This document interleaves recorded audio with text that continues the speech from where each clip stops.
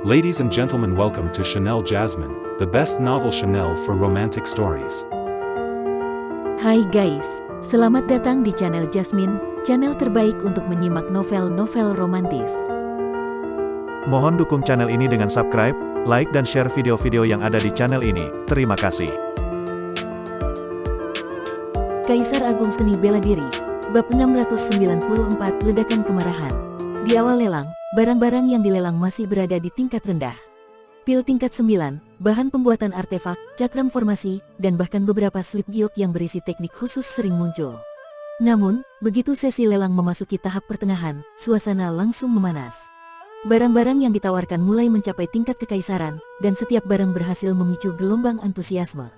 Barang-barang tingkat kekaisaran ini tidak hanya berguna bagi ahli di tingkat dewa penguasa, tetapi juga sangat berharga bagi Raja Dewa karena dapat membantu mereka melampaui batasan dan mencapai tingkat berikutnya. Api bintang cahaya, kemunculan barang tingkat kekaisaran pertama langsung memicu kegemparan di aula. Api ini adalah api ilahi yang terbentuk melalui evolusi panjang dari api roh yang berasal dari hukum alam. Di dunia bawah, karena lingkungan yang terbatas, hanya api roh yang bisa terbentuk. Namun, di dunia 3000 besar, di mana hukum alam jauh lebih sempurna, api ilahi bawaan dapat muncul secara alami. Api bawaan ini dibagi menjadi 4 tingkatan, surga, bumi, mistik, dan kuning. Setiap tingkatan memiliki 4 subkategori, rendah, menengah, tinggi, dan puncak.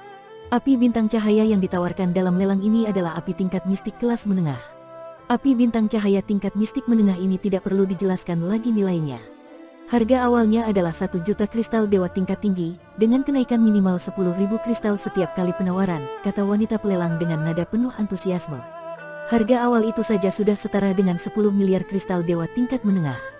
Sebelum ini, belasan senjata yang Luo Xiu titipkan sudah terjual habis. Semua hasilnya jika digabungkan hanya mencapai 1 juta kristal dewa tingkat tinggi, harga dasar dari api ini. Sementara itu, di salah satu bilik pribadi yang melayang di udara, Xiao Fei, pemuda yang tadi bersama Yan Yuer, tersenyum penuh percaya diri.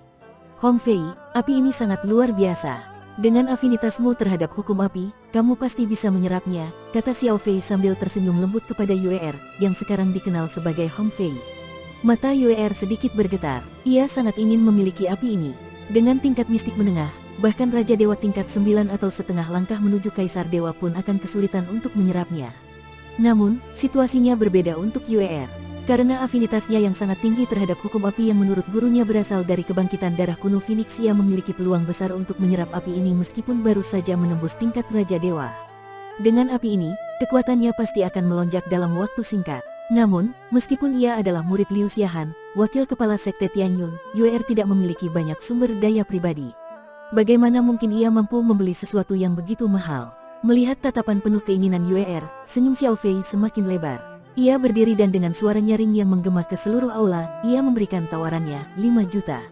Penawaran Xiao Fei langsung menaikkan harga dari 4 juta menjadi 5 juta kristal dewa tingkat tinggi. Di sudut aula, Luo Xiu yang menyaksikan ini langsung menyipitkan matanya. Ia mengenali suara Xiao Fei dengan jelas. Ia tahu alasan Xiao Fei mengincar api ini untuk menarik hati Yuer. Brengsek, wajah Luo Xiu menjadi gelap. Seorang pria lain berani terang-terangan mengejar istrinya. Amarahnya hampir meledak. Dengan cepat, Luo Xiu melacak sumber suara itu dan mengidentifikasi bilik pribadi tempat Xiao Fei berada. Banyak kultivator di aula mengenali Xiao Fei sebagai murid inti Pavilion Tianlu, satu-satunya sekte tingkat kekaisaran di dunia ini. Dengan warisan yang mendalam, setiap murid inti Pavilion Tianlu adalah jenius luar biasa. Murid inti seperti Xiao Fei jarang menemui halangan. Mereka yang tidak gugur di jalan biasanya akan menjadi ahli tingkat dewa penguasa di masa depan. Namun, daya tarik api bintang cahaya sangat besar bagi para kultivator hukum api, 5,5 juta. Seorang pria tua di aula langsung memberikan tawaran, meskipun wajahnya menunjukkan rasa enggan, 6 juta, Xiao Fei merespons dengan tenang, tanpa sedikit pun perubahan emosi, 6,5 juta. Pria tua itu kembali menawar, menggertakkan giginya, 7,5 juta, kata Xiao Fei, suaranya tetap tenang. Kali ini, ia menambahkan dengan nada santai, api ini adalah hadiah untuk tunangan saya. Berapapun Anda tawar, saya akan menawarnya lebih tinggi. Pernyataan Xiao Fei menggema di seluruh aula, membuat semua orang terdiam.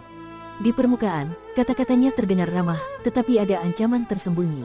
Banyak orang mulai mundur. Dengan harga yang sudah mencapai 7,5 juta kristal dewa tingkat tinggi, hanya sedikit orang yang mampu bersaing. Selain itu, mengingat status Xiao Fei sebagai murid inti Paviliun Tianlu, siapa yang berani menantangnya? Pria tua yang tadi menawar akhirnya duduk kembali, wajahnya penuh kekecewaan. Di sudut aula, Luo Xiu terpaku sejenak mendengar kata tunangan. Tidak mungkin, pikir Luo Xiu, wajahnya memucat. Meskipun ia tahu Xiao Fei sedang mengejar Yue, Luo Xiu tidak percaya bahwa Yue akan menjadi tunangan Xiao Fei. Namun, fakta bahwa Xiao Fei berani mengklaimnya di depan umum membuat Luo Xiu sangat marah. Pandangan tajamnya terus terfokus pada bilik pribadi itu, pikirannya dipenuhi amarah dan kebingungan. Namun, jika tidak demikian, mengapa Yan Yue tidak membantah klaim Xiao Fei bahwa ia adalah tunangannya? Apakah ia mengganti namanya menjadi Hong Fei untuk memutuskan semua hubungan dengan masa lalunya, termasuk Luo Xiu? Pikiran ini membuat hati Luo Xiu semakin kacau. Ia tidak dapat percaya bahwa Yue akan mengkhianatinya. Dari semua wanita yang pernah ia temui, perasaannya terhadap Yue adalah yang terdalam. Ia yakin Yue tidak mungkin melupakannya. Saat ini, dada Luo Xiu terasa seperti terhimpit batu besar. Gelombang emosi meluap di dalam dirinya, mendorongnya untuk segera berlari ke sana dan menanyakan semuanya langsung kepada Yue. 7,5 juta, tidak ada lagi yang menawar. Api bawaan seperti ini sangat langka. Jika dilewatkan, kesempatan seperti ini akan sulit ditemukan lagi, ujar wanita pelelang, suaranya memecah keheningan.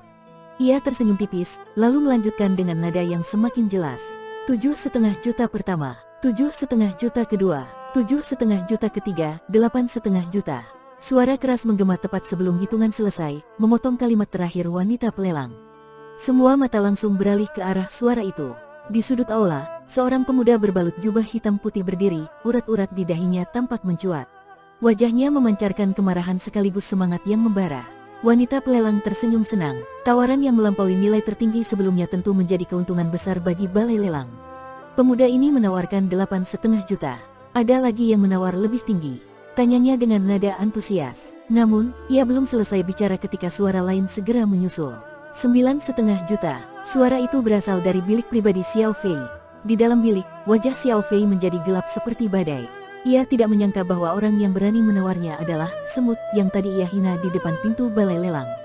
Sementara itu, di dalam bilik yang sama, Yan Yue atau Hong Fei juga memperhatikan sudut aula. Tatapannya bertemu dengan Luo Xiu, meskipun ia tidak dapat melihatnya dengan jelas karena formasi pelindung bilik. Namun, firasatnya mengatakan bahwa Luo Xiu sedang memandanginya secara langsung. Kenapa dia melihatku dengan cara seperti itu? Apakah dia mengenalku? Pikir Yue sambil mengerutkan alis. Ia mengingat kembali pertemuan singkat mereka di depan balai lelang. Tatapan Luo Xiu saat itu penuh dengan kekhawatiran dan kegembiraan, seolah ia adalah seseorang yang telah lama dicarinya. Kenapa aku merasa dia sangat familiar? Tapi, kenapa aku tidak bisa mengingat apa-apa?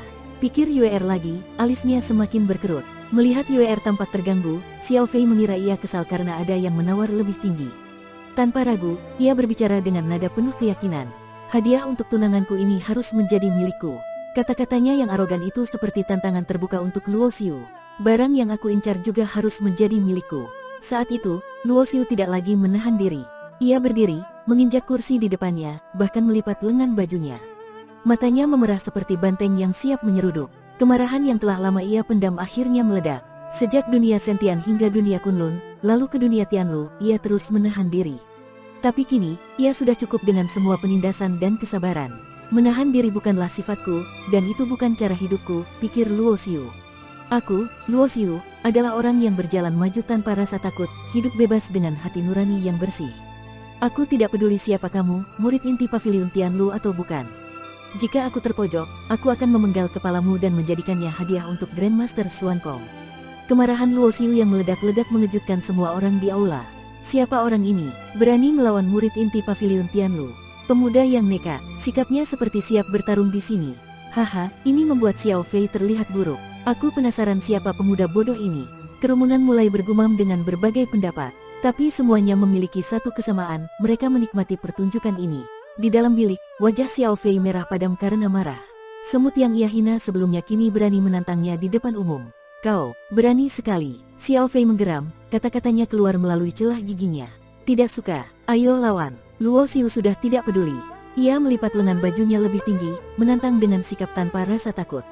Di dalam hatinya, Luo Xiu merasa bahwa ini seperti deja vu.